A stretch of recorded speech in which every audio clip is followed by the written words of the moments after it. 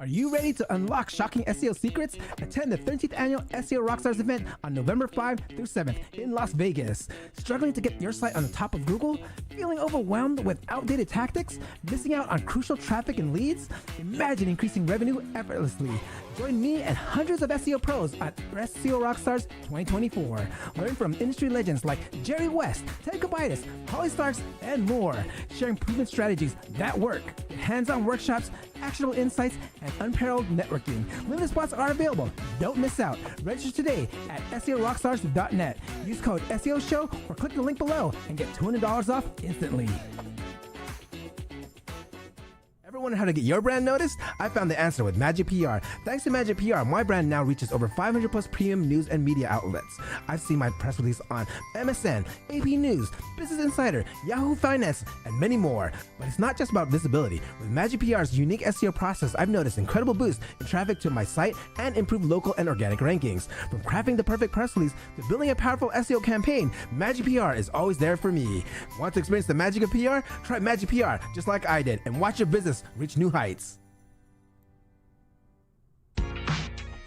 Hey, what's up everyone? Happy Friday. Today we got a really great episode. We have Debbie Chou on, and we'll learn how to create a research paper for links. I see a few of you out there already. Don't be shy, say hi in the live chat. Let me know where you're watching from.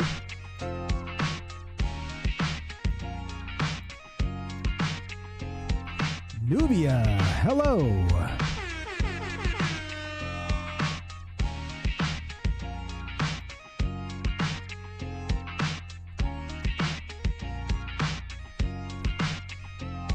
Nikhil, hello.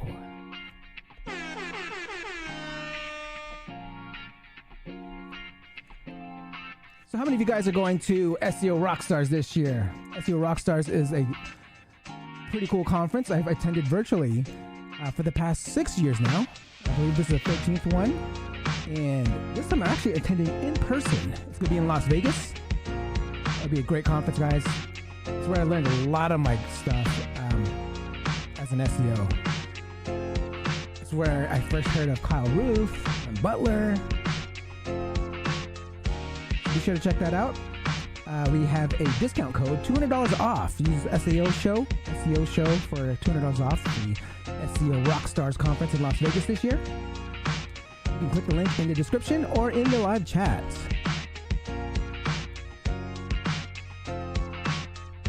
Also glad to have Magic PR back on the show. Magic PR is a great service for digital PR and premium press releases. So be sure to check out magicpr.com. And there's also a discount. I believe you can get 10% off. Go to go to magicpr.com and use code SEO Show for your discount. I see Debbie in the back.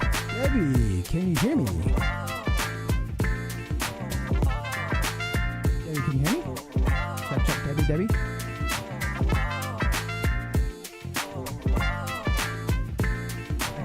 You. I see a bunch of you out there. If you're just tuning in, we have Debbie Chou in the back, and we'll be learning how to create a research paper for links. So be sure to get your questions ready and I will address them in the order that they are received. So I can't hear Debbie. Debbie, I can't hear you yet. I can see you, but I cannot hear you. Hopefully you can hear me. I can't hear you. Oh, there. I hear you now. Love it. Okay. Friday, Dre and Debbie. Hello, Kenneth. Yes. What's up, Debbie? How you doing? Happy Friday. I'm good. Happy Friday. Oh, yeah. We got a bunch of people already in the live chats. And Nice. so if you guys are tuning in, we have Debbie Chou in the back, and we'll be learning how to create a research paper for links for SEO. This is going to be a good one, guys. She spoke about this a bunch of times. We're going to learn how she does it and how we can be successful link builders ourselves.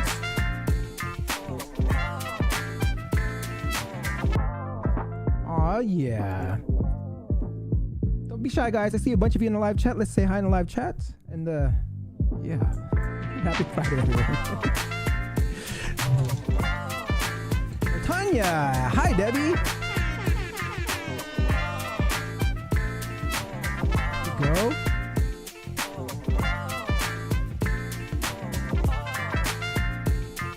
We got about less than 6 minutes to go. Again, if you're just tuning in, we will be talking about how to build a research paper links. Debbie says hello. How's the weather down south? It's like pretty gloomy over here in the Bay. Really, it's pretty good here. It's not as hot today. It's like 85, but it's usually like in the 90s or 100. Yes. Nice. So, Natalie Fan. I like the cold Bay Area Yeah. weather. I bet she's a lot even colder in San Francisco, Natalie, huh? Hi, Natalie. Yeah.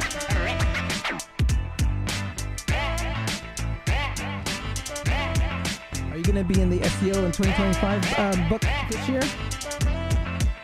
I am. Oh, Are you? yeah. Yep. Oh no, my dogs are already getting excited for the show. We got 5 more minutes, guys. We got 5 more minutes. Okay, bark all you want right now for 5 minutes.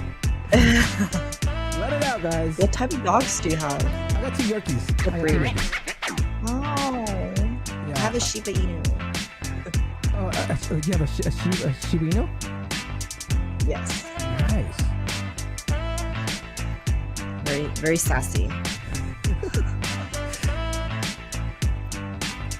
Yasmin says, hello, Debbie. Oh, hello, Yasmin.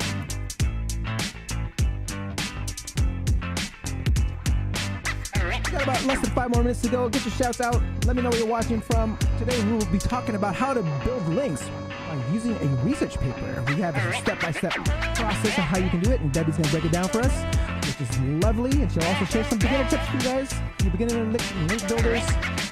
Some good stuff. Kobe says, what's up, Dre? What's up, Kobe?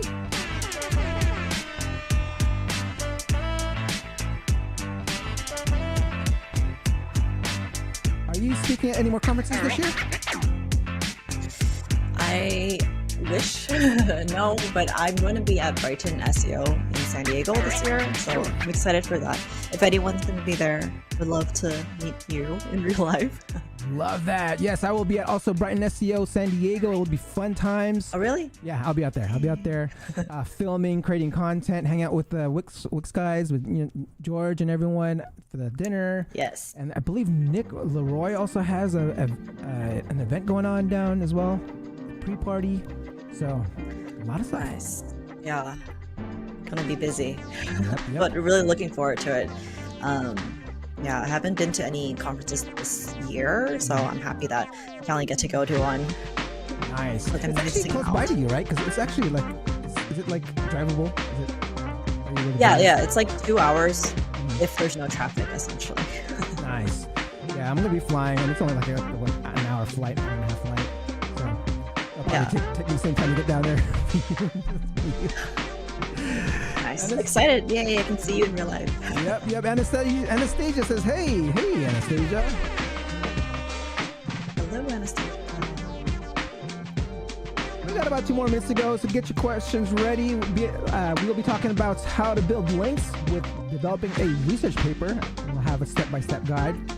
And for those that want to check out conferences, November is actually a conference heavy for SEOs. There's a bunch in Asia. There's one in Las Vegas in the beginning of the year. I'm going to be at the one that went to SEO Rockstars, one of the sponsors of the show, SEORockstars.net. Guys, if you want $200 off that conference, go ahead and go to seo.video/rockstars. Fletcher says, hi everyone. Hi Fletcher.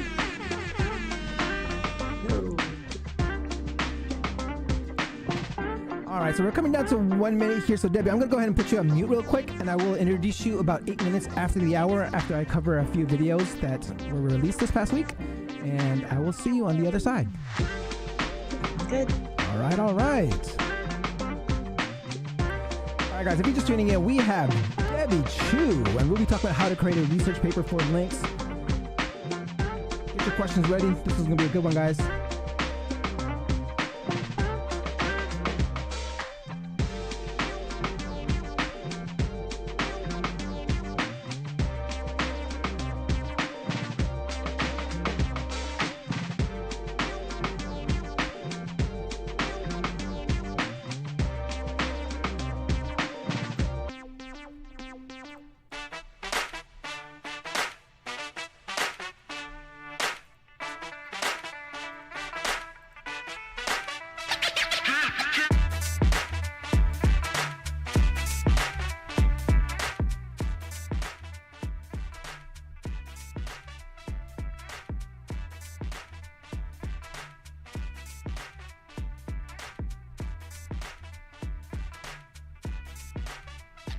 Stefan, my man. Happy Friday.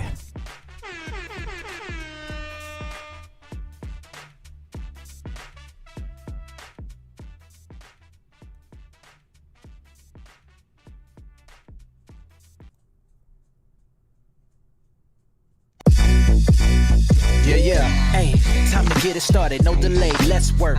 Wanna see you be an SEO expert. Paul Andre De Vera, steady dropping knowledge. Over 15 years in the game, so he knows all about it. Master the art of SEO, you will be amazed. Time to get your brand off page to on page. Dropping knowledge, legendary for sure. Whether you're just getting started or self-employed entrepreneur. Yeah, let's go. Subscribe to the SEO video show. Hey, welcome to another episode of the SEO video show where SEO is alive and fun. My name is Paul Andre De Vera, aka Dre, and I curate SEO videos released within the past week into about 1-minute clips. My favorite part of the show is when I get to introduce my guest, and today we have Enterprise SEO Manager Debbie Chou. Before we get started, let's say what's up to everyone in chat. I see Debbie, Stefan, Fletcher, Ernesto, Anastasia, Kobe, Yasmin, Natalie, Latanya, Kenneth, Nikhil. Welcome everyone. Don't forget to like, subscribe, and hit that notification bell. Now let's get on with the show. Hey Dre, what do SEOs use when they go fishing? Link bait!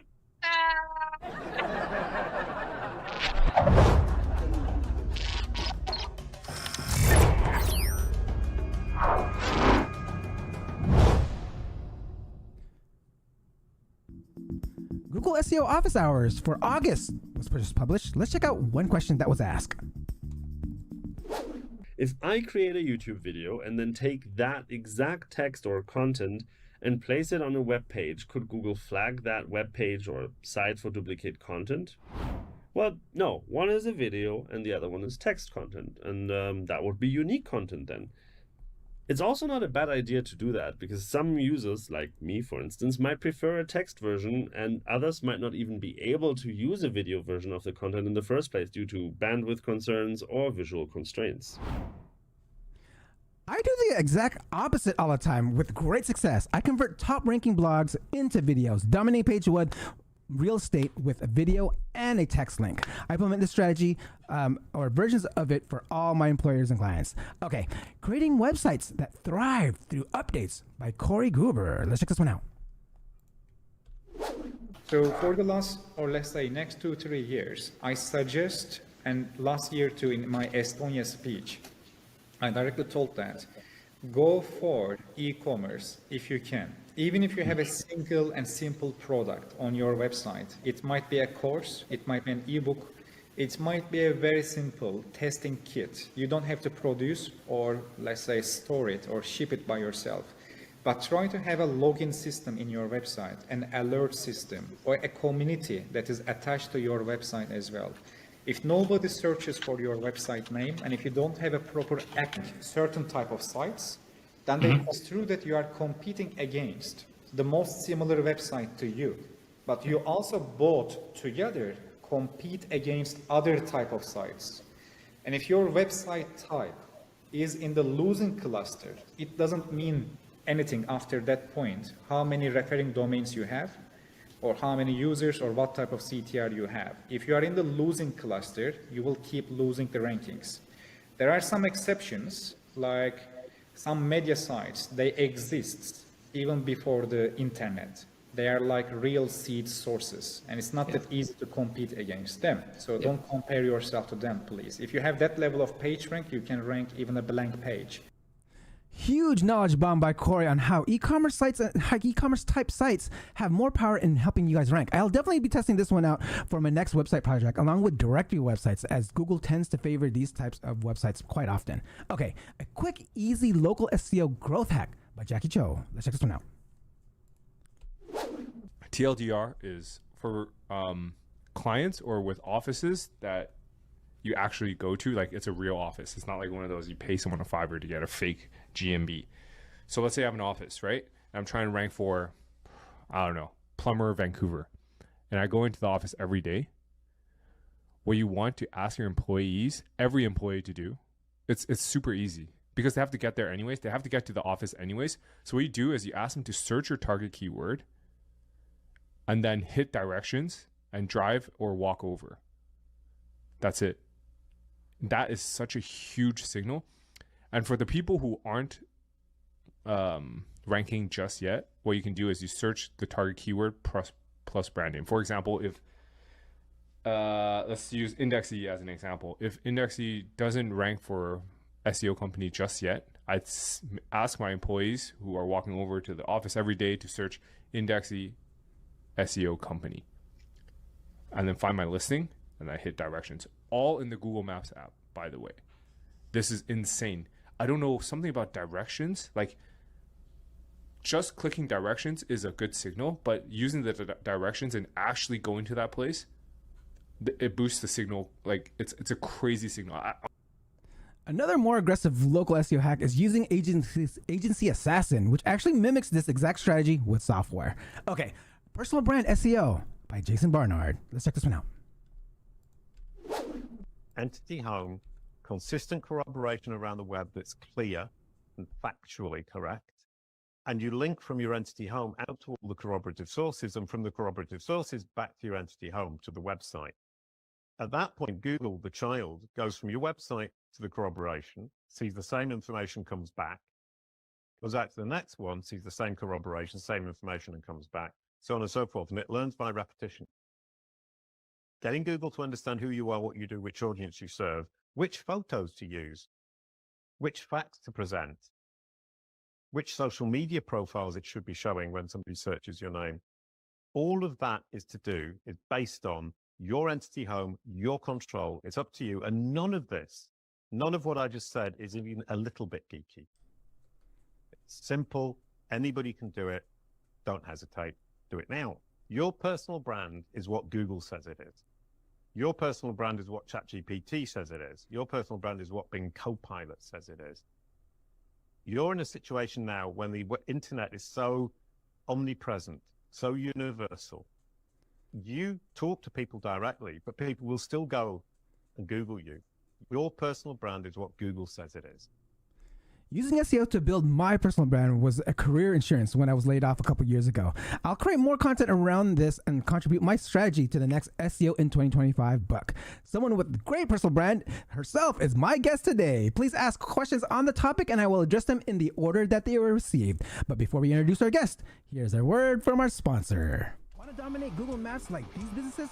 Watch this. Struggling to get your business noticed on Google Maps? Imagine missing out on potential customers because they can't find you online. And the worst part? Competitors are getting all the attention. But what if you could turn all this around with just one simple tool? Meet Agency Assassin, the ultimate tool to boost your Google Maps rankings. Agency Assassin's SaaS platform improves engagement by performing user searches and finding your businesses. There's one user increasing their rankings in just 6 days. Agency Assassin offers improved engagements, visibility, and higher rankings on Google Maps. This software offers increased CTR, real-time engagement metrics, and unmatched visibility.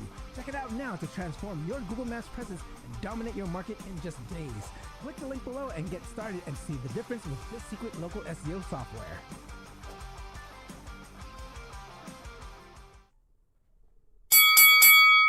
Debbie's a global SEO manager with over 10 years of experience in SEO and content marketing. She's a speaker at MozCon and Search Lab. She's featured on Wix and Moz. She was the SEO specialist at Dialpad. Please welcome the new SEO manager at Stripe.com, Debbie Chou.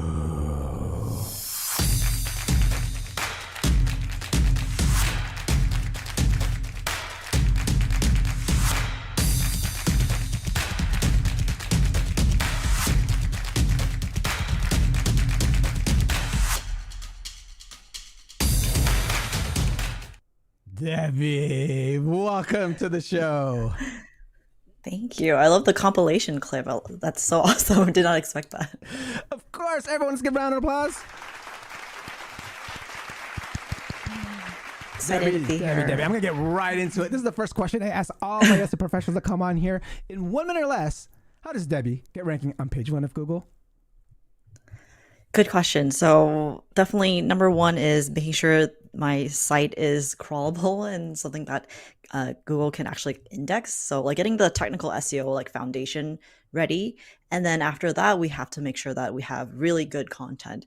And by really good content, that means like making sure that we match the intent of whatever people are searching and what they expect to see. And then lastly, we want to also get those links in so that we can get to number one of Google or any other search engine. So those are kind of the 3 areas to make sure you focus on to really get to number one.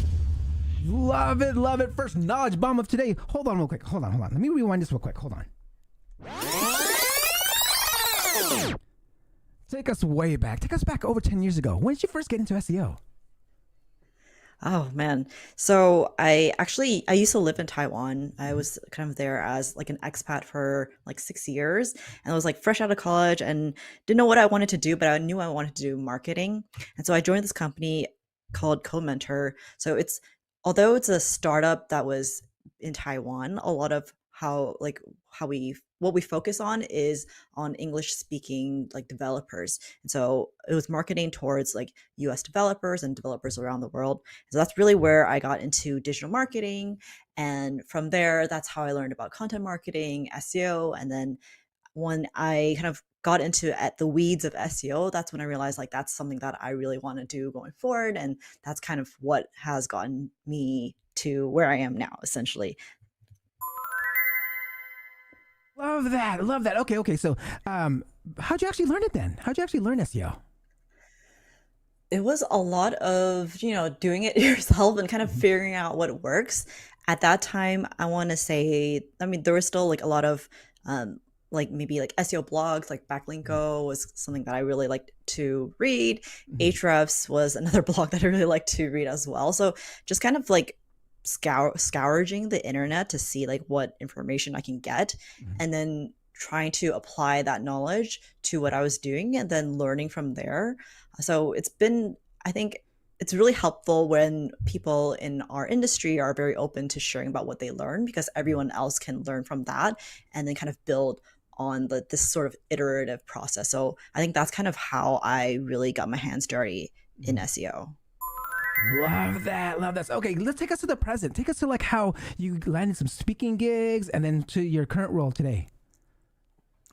Yeah. So, what you mentioned earlier about personal brand is so important for me. Like, I felt like as a marketer, we spend a lot of time doing marketing for the company that employs us, but not enough time marketing ourselves. So like that was sort of a light bulb moment for me. And that's when I started to be more active on social media and then really trying to figure out like what is sort of my personal brand. And then I kind of fell into like, okay, link building is this area which not a lot of SEOs love to do. But then I think there's some interesting ways or like creative ways to approach link building that isn't spammy and actually gets results. And so that's kind of what I have like focused my sort of personal brand into. And that's kind of really helped me build my presence and be able to secure speaking gigs. Love that. Love that. And then how'd you land like, your first enterprise company to like where you're at now? Like were you at another company that doing SEO prior to Dialpad? So it was kind of Co-Mentor first, and then I got to Dialpad, and then now currently Stripe. So I think I was lucky in the sense that for Dialpad, I knew about the opportunity through my network, and then similar thing with Stripe was through my network, through you, I knew about this opportunity. And so I'm super thankful for, everyone that I've met in this industry and how we are able to kind of lift each other up. So thank you. Love that. Love that. SEO Avengers over at Stripe. I love that. Okay, so let's go. Okay, let's get right into the topic of today. Like the introduction to link building, actually like the importance of links and mentions. Could you actually kind of talk about this as well? So I'm curious, like, can you briefly explain what link and mention building are and why they're important to SEO? Yeah, so fundamentally, links are kind of like votes of confidence that other sites have for others, or sites have for other sites. So, if let's say Forbes, for example, links to Debbie as like an SEO expert, that's going to be a signal to Google saying like, oh, Forbes is a trustworthy, authoritative site, and they recommended Debbie as an SEO expert. And so therefore, we believe that Debbie is an SEO expert. So like links is kind of what kind of creates that sort of web of the internet and helps Google understand all the different, or Google and other search engines understand all the different pieces and how they're connected, and what these different topics are about. And so that's kind of essentially like, why links are important. It helps send a lot of important signals to Google about pages and like websites in general. And so related to that is also mentioned. So, again, it may be Forbes doesn't want to link to Debbie, but talks about Debbie.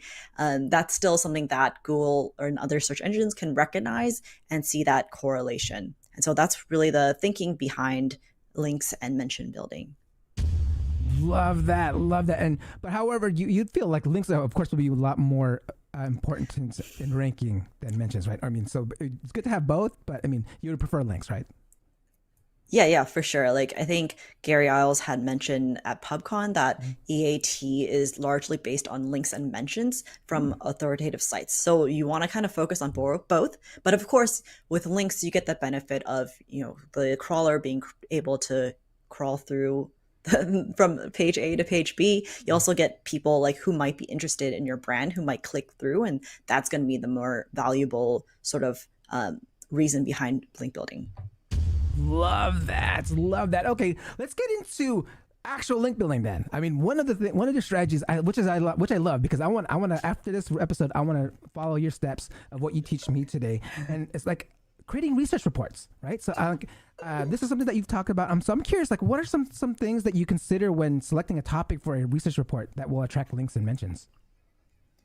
Yeah, so I guess to kind of backtrack a little bit, the whole idea about doing research report is we want to create interesting data that people who work at Forbes or any other news publications might be interested in reporting about. So that's kind of the sort of mindset that we're thinking about when we are doing a research report. So when we're thinking about the topic, we really want to figure out what's going to be interesting to the press. And so usually that's going to be things that are trending, that are, going to trend. That's what people like journalists want to cover and kind of keep an eye out for. And then also if there's anything that's like controversial within your industry, so like let's say within marketing, there's like the SEO, the API leaks that we saw. Like if you have any research behind that, that's what marketing publications or a search engine like journal might want to be covering. So that's kind of what you want to initially sort of think about. Excellent. Okay. So you're actually kind of going on the strategy of like digital PR then almost, right? Because I mean, you're Right. actually creating this research paper because you want some journalists to actually pick this up for the links, right? Yes, exactly. That's right.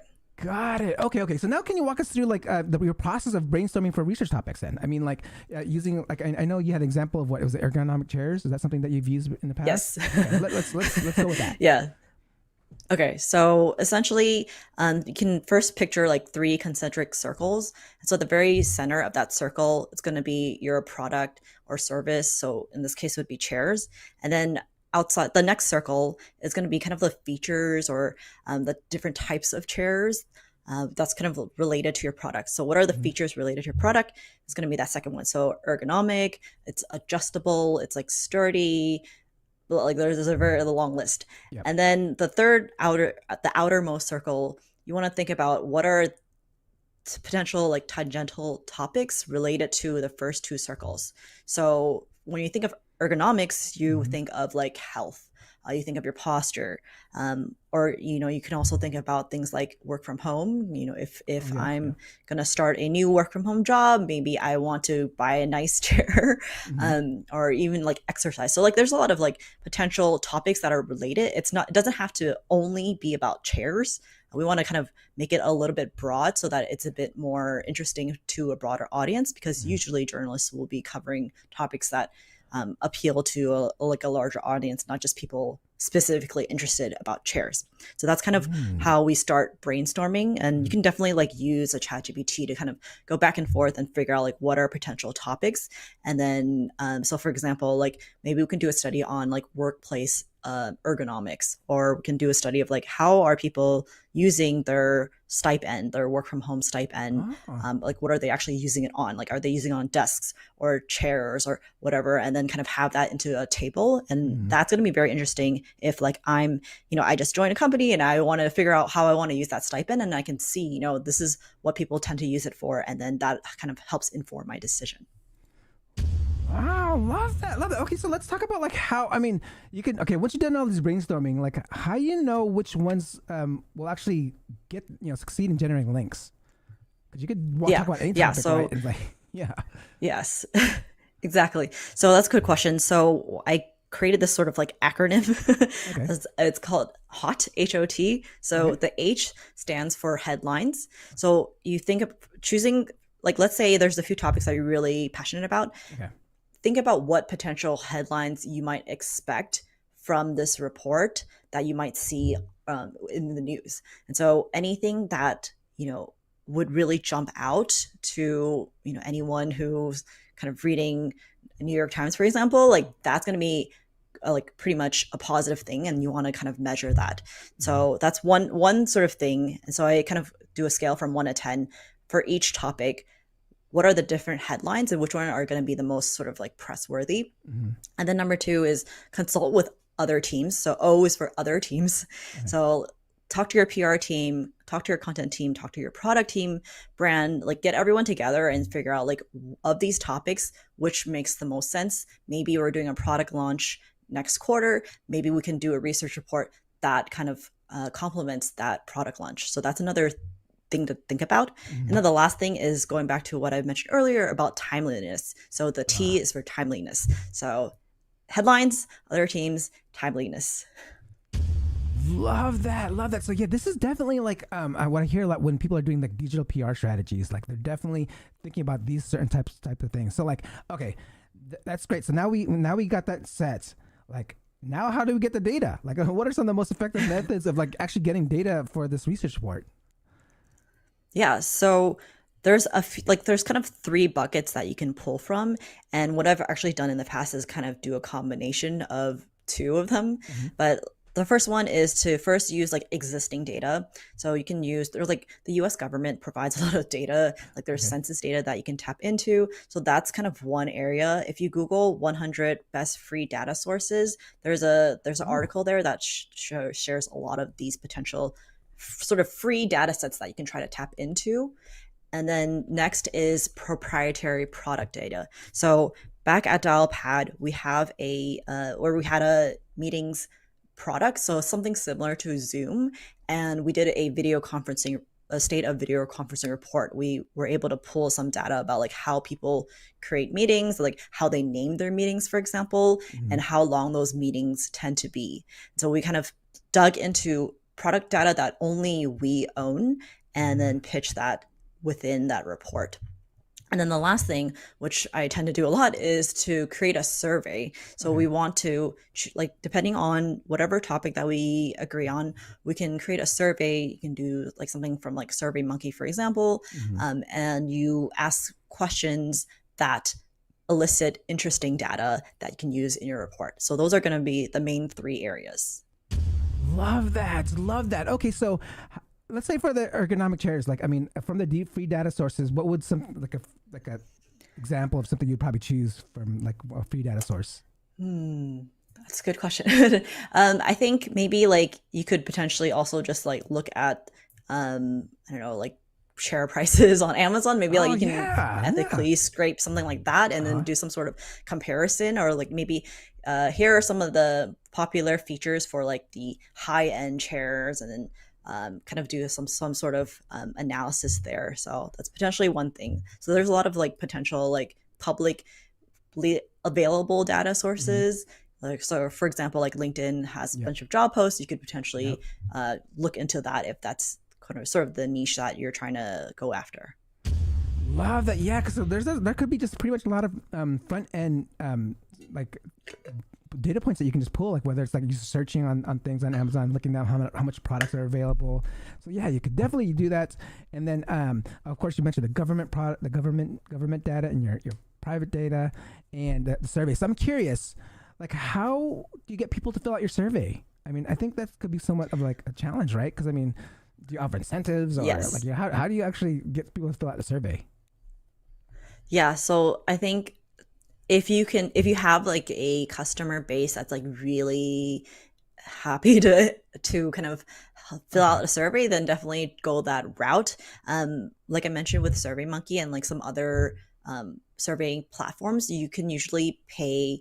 You basically buy like a panel. So if I want to survey 1,000 people who are remote workers, I pay Monkey X amount of dollars, and then they'll get those responses for me. So there's definitely as opposed to the other two that I mentioned about existing data, proprietary data, there's going to be much more of a cost when it comes to survey data. And it really depends on the audience that you're surveying. So for example, if you're going to survey C-suite, that's very expensive. But if you're just kind of surveying anyone out there, then that's going to be usually pretty affordable in comparison.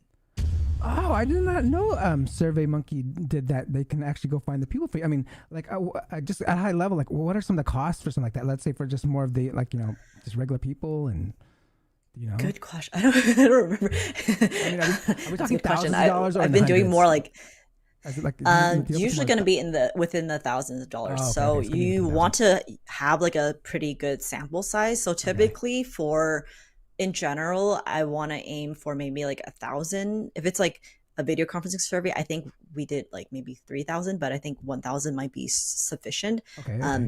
But it really depends on who you're trying to interview or like do surveys for. So if it's like C-suite, it's going to be very expensive and hard to get 1,000 C-suite execs to fill out a survey. So for that, it would make sense to go smaller. Okay. I love that. Okay. So now you have your data. Right now you have your data. Like once you gather, like how do you analyze it? Like how do you combine data? How do you mix them? How do you make it unique that a journalist will pick it up? It's a lot of that like to answer that question, it goes a lot into like data analysis and being able to kind of splice the data in different ways and figure out what's interesting. So what I've done at Dialpad is pretty much like get the PR team very involved in this effort. So I will go through the stats and think about like, okay, what jumps out at me? What are some unexpected things? What are potentially things that might be controversial?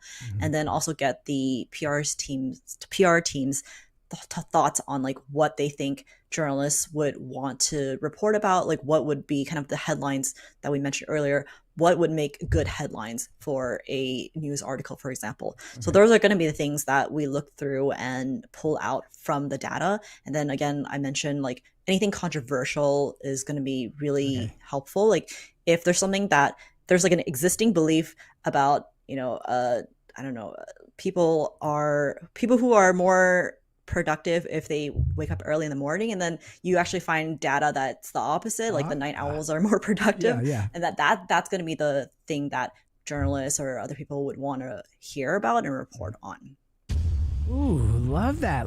Just being more controversial. I mean, it has to be too controversial. Just being the opposite of what's popular, right? And just finding that data, which is great. Yeah. Big shout out to George, who's in the chat. He goes, I missed the first 20 minutes. Hi, Deb and Dre. And for those that don't know, George is the community manager of that, actually, where Deb and I actually interacted and actually met and actually became a guest for the show. Love that. Welcome, George. Thank you for watching. All right, and guys, if you guys have any questions, go ahead and ask them in the live chat. I know I'm going to town on these questions because I want to like really get deep into like how we create these research papers and how to be successful. So if you have any questions, please ask them, and I will address them in the order that they are received. Okay, so like now that you have your analyzed data and you put it all together, I mean, you got to tell the story, right? We have to tell the story. There has to be some more storytelling involved here. So how important is storytelling in this research paper, and how do you make it, ensure that the data is actually telling a compelling story that will resonate with journalists and readers, right? Yeah. So I think that's a really good question.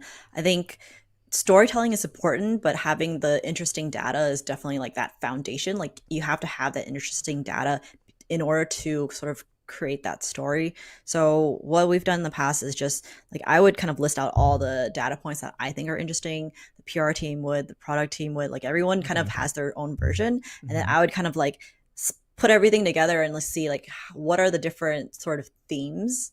So like, okay, this is the first theme, and like here are a few supporting stats, and then organize it in a way that sort of kind of flows. And then I would talk with our content team to figure out like, okay, does this make sense?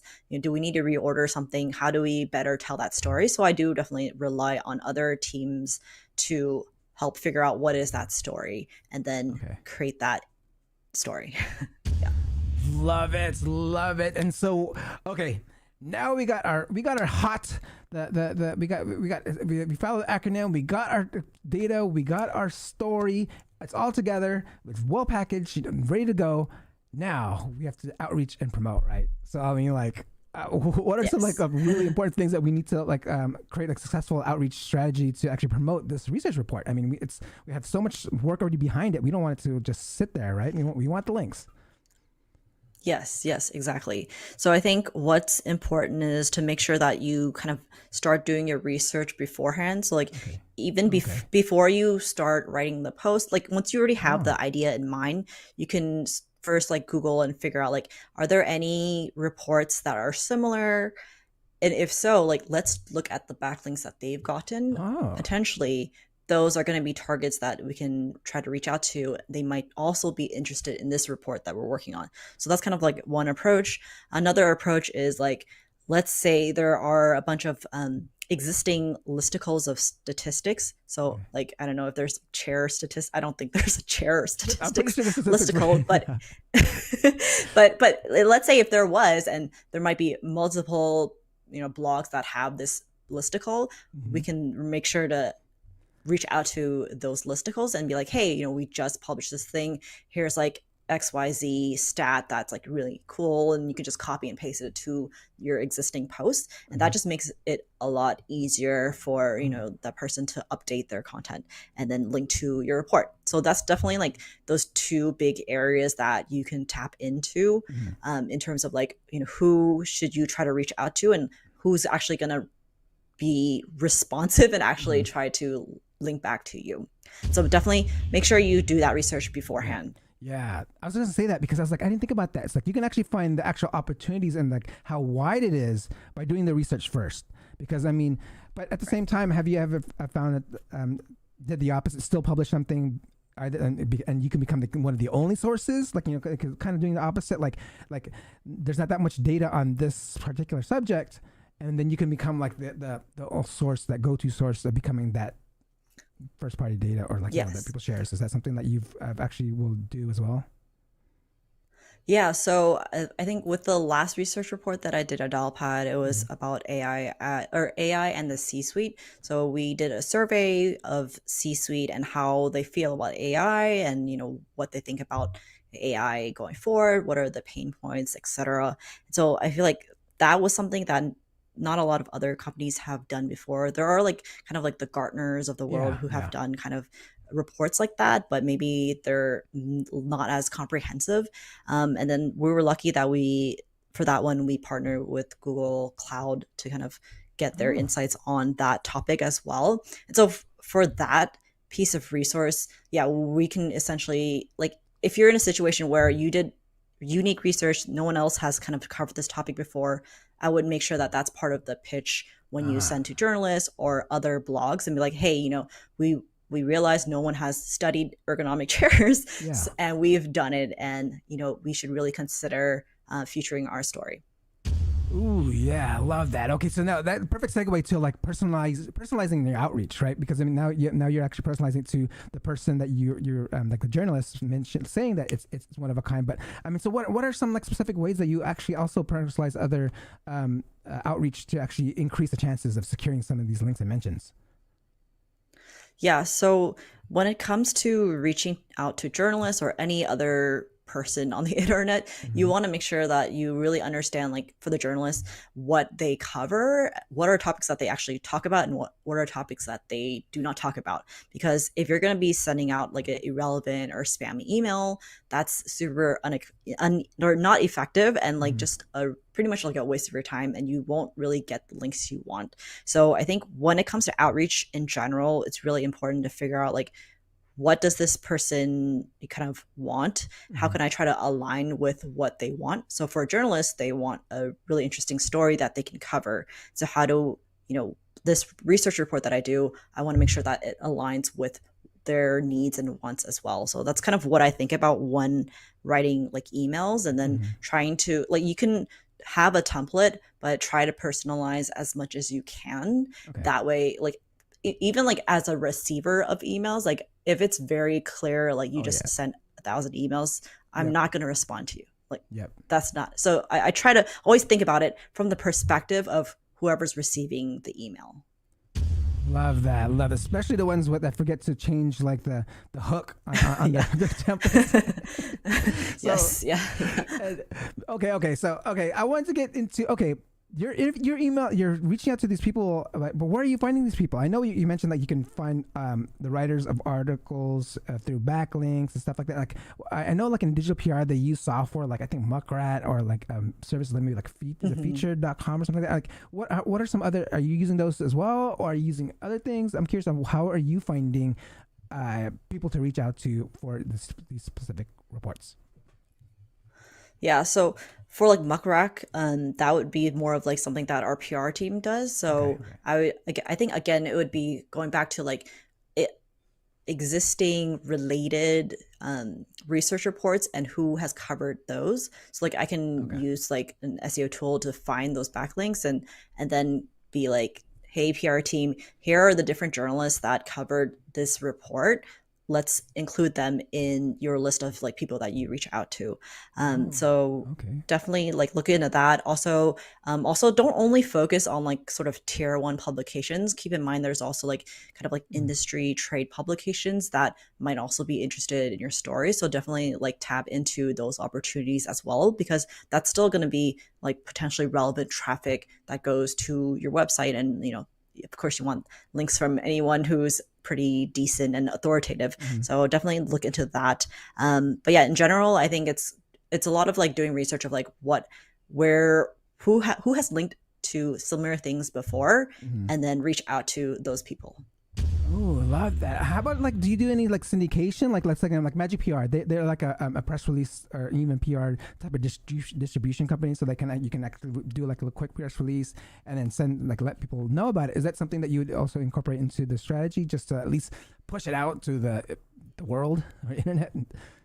Yeah. I think that's a good question, and I feel like the effectiveness might depend on like the industry that you're in. So I think I've tried that in the past and there wasn't that much success. It's just mostly like low authority blogs that would syndicate the press release. But yeah, so that's kind of what my experience was within that specific industry. But I think with other industries, it's possible, like it might be a good idea to at least try it out and see if that gives you links. Love that. Okay, so now we're getting backlinks. There's tons of backlinking software out there that we can actually see what kind of links we're acquiring, right? So like now let's talk about like the how do you monitor mentions, like unlinked mentions? Like how do you like you see this, and like how are you observing this to like track? Yeah, I think in both like Ahrefs and SEMrush, there's going to be ways that you can easily kind of keep track of your sort of unlinked mentions. And so, unlinked mentions of your brand, for example, people might be talking about your brand. And then, the name of the report might be also something that you want to keep on your radar. Another thing that you can kind of keep an eye out for is like, let's say there's like the sort of top few stats that are kind of like the key takeaways of your report. You can also kind of monitor if anyone's mentioning those percentages, for example, 88% of blah, blah, blah, and then make sure that, people are actually linking back to your report. The other thing is sometimes people might link to your homepage instead of the report. So those are things to also just keep an eye out for. And then the other thing I would also mention is sometimes people link to the news article and not your report. So you want to also look at the backlinks that those news that the press gets, and then see if there's an opportunity for them to link to you as well as the direct source of the data. Ooh, love that. Love that nugget right there. Okay. So, how about like, are you using any tools like maybe like Google Alerts or something like that to like kind of just because I know those can like bring up some brand mentions. Are there any tools like that you use or? For me, it's at previous at Dialpad, it was mostly like using Ahrefs, so Okay. Oh, that's Ahrefs, kind of the one that I have the most experience with. But I know there's Okay. like Mention.com, and there's Oh, definitely a okay. lot of different ones out there, I think. Okay, yeah, I guess I'm not much of a link builder, so I didn't know that actually Ahrefs and you mentioned also SEMrush actually has actually a feature that can track mentions. Yes. Got it. Okay. I know Okay. Ahrefs has it. I don't know about Oh, you don't SEMrush, know. but I know Okay, you don't know Ahrefs SEMrush. has Okay. it. I'm Okay. pretty Okay. sure. I want to say. All right. Okay. Let's get into AI. Right. AI. And now, I mean, you've actually spoken about this like for a few years now, but and way before AI was out. Right. So I want to like, I'm curious, like, how have how has AI, generative AI, impacted the link and mention building strategies, and what SEOs should be really looking for?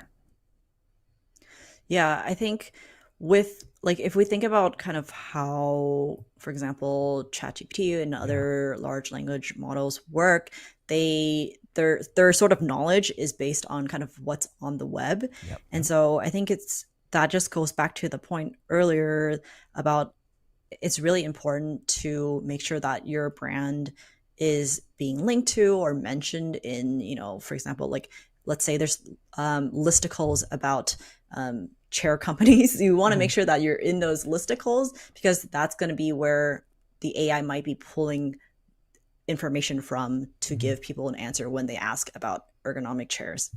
And so usually like you want to kind of make sure you think actively about, how can we get more mentions and links in these sort of places?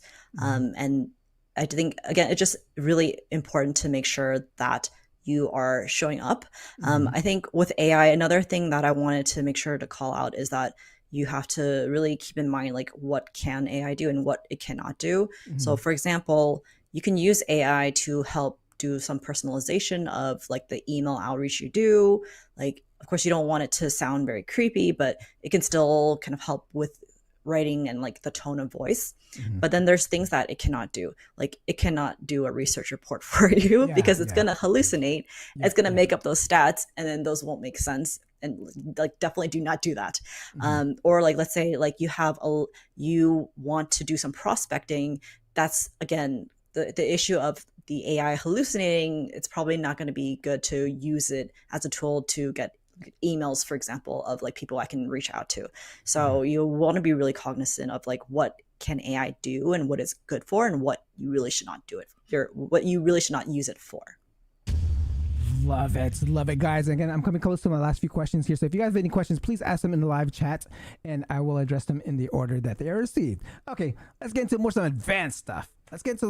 In here. Like, so why is it important to actually even revisit the SERPs for your target keywords and how this influenced your link building efforts? Yeah, so I think sometimes we're like looking at our data, like, okay, we see this very clear link gap. Okay, we're going to try to fill that link gap. But then sometimes, the SERPs might change, the intent might change. And sometimes the issue is not the number of links, but rather the content quality. Maybe there's something missing within the content that you're writing. Maybe it needs more visuals because you're explaining something that's hard to understand without a visual. So you really want to make sure that you go back to the SERPs and really look at it from different lenses and kind of evaluate what are the next steps. It's not always going to be links. Love that. Yeah, I mean, I'm observing the actual SERPs, I think, is like the best way to research anything other than any third-party tools, because I mean, like you mentioned, it changes all the time. I mean, just recently we had the August core updates that just happened last week. So and I'm pretty sure a lot of things are shifting, and now like maybe something that you're targeting might mean like, oh, like Korey was talking about, like a bunch of like e-commerce sites just shot up in the space, and now it's like something you have to like create like a whole new different site types. So okay, so you did mention like quality and versus quantity, like something about quality, but I want to go like quality versus quantity. Like what's SEO should focus more on the quality of the links and the quantity, and like, and how you actually really find that balance? Because I mean, because you also mentioned like you don't mind getting picked up by lower end blogs, right? So I mean, like what's the balance of like going after quality versus quantity? Yeah, I think in general, the goal is to kind of aim high, like aim for that high quality backlink. At the end of the day, if I get 2 high quality backlinks to my report about ergonomic chairs, that's gonna be more beneficial than compared to like 10 really like spammy websites that nobody reads. So I just look at it from the lens of, okay, usually it's going to be quality. Of course, it depends. Like maybe you're a very small site, you don't have any backlinks at all, then maybe in that case you might focus on quantity first, try to get yourself your brand or like your authority a bit better, and then from there you can focus, kind of shift over to quality. But in general, like I would say it's always going to be quality over quantity. Okay. Yeah. All right. Okay. I'm curious. Like you can always buy quality, right? So you always get your your thing in place. So I'm curious. Like, what are your thoughts on like getting your article like sponsored on a high quality blog? Like I think like Forbes does this, right? They have like Forbes Voice or something like that, or Forbes Yeah. Is this something that like companies would budget like that you guys do all the time? Like how do you actually pay for the high quality syndication of your reports?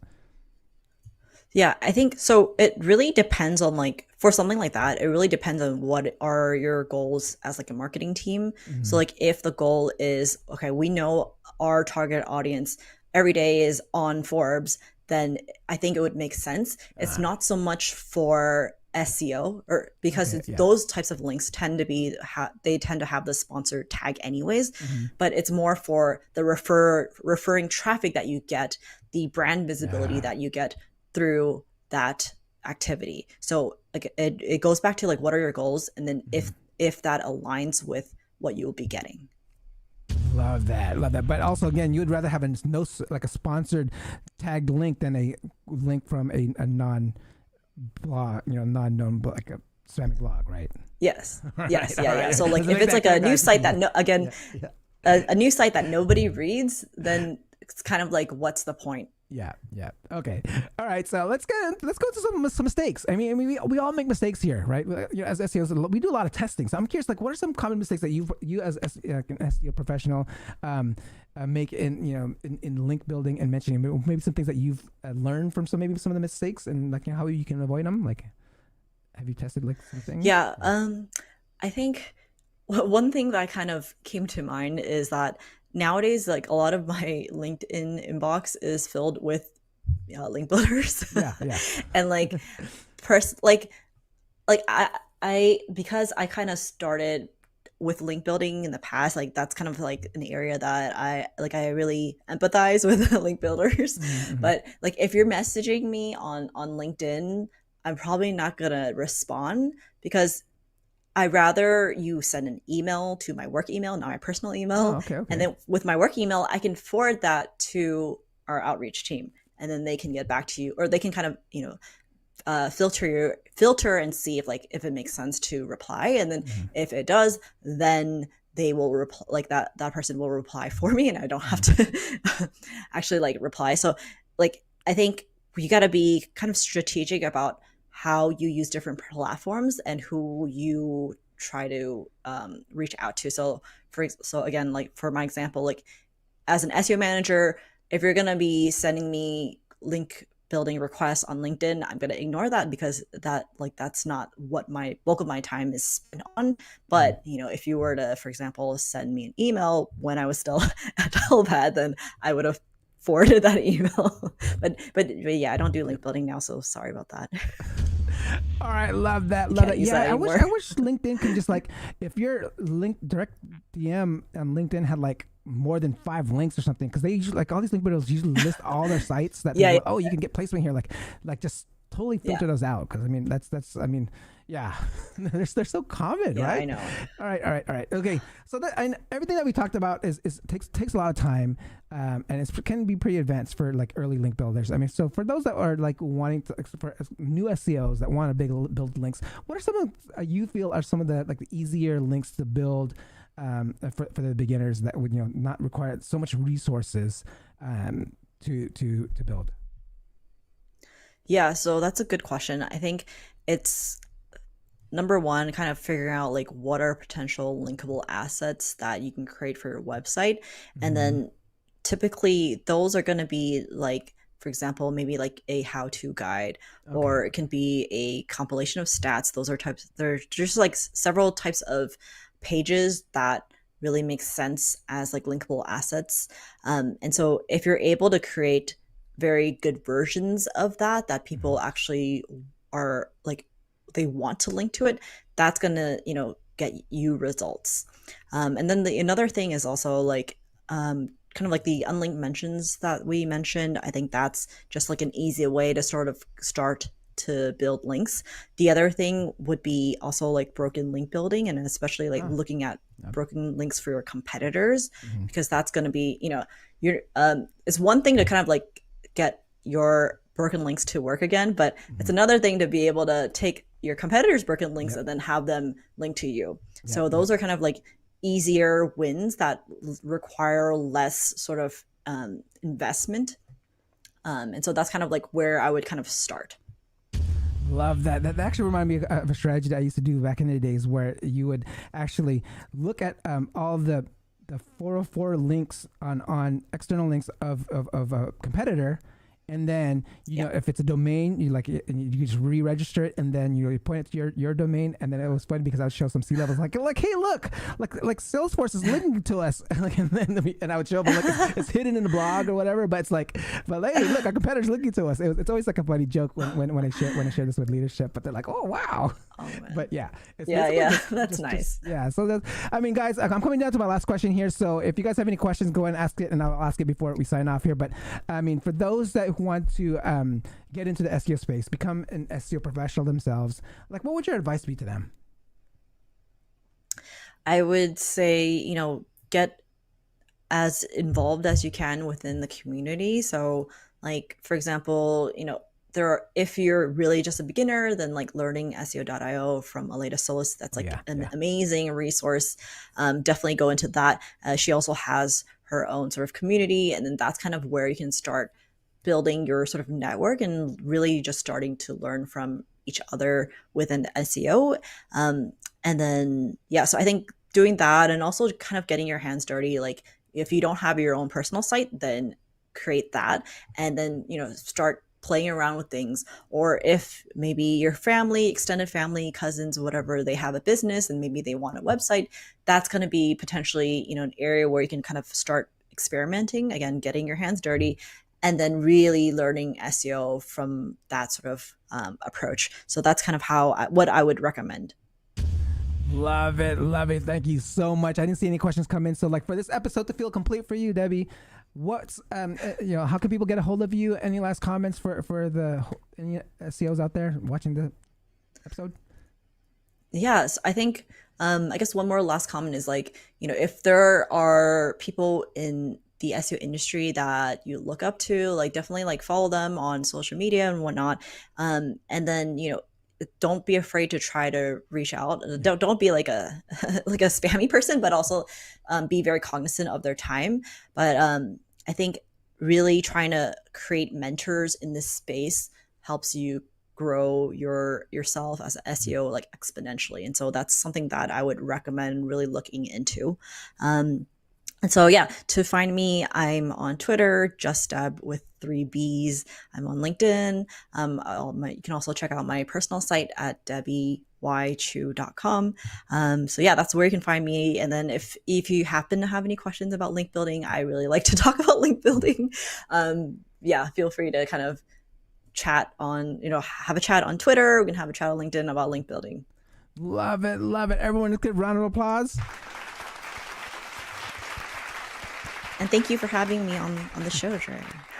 Love it. Yes, of course. Thank you for coming on and dropping so many knowledge bombs. Can you hold on for one quick second while I sign off here? Hold on for one quick second.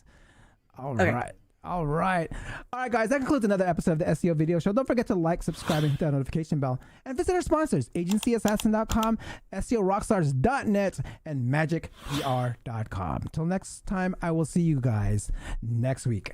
Peace out.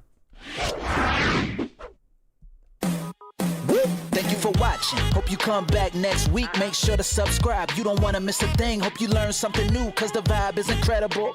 From the special SEO professionals, SEO video show, let's work. Want to see you be an SEO expert. Paul Andre DeVera helping you step it up. No delay right now, time to level up. Hey, thank you so much for watching. Make sure to subscribe. Woo!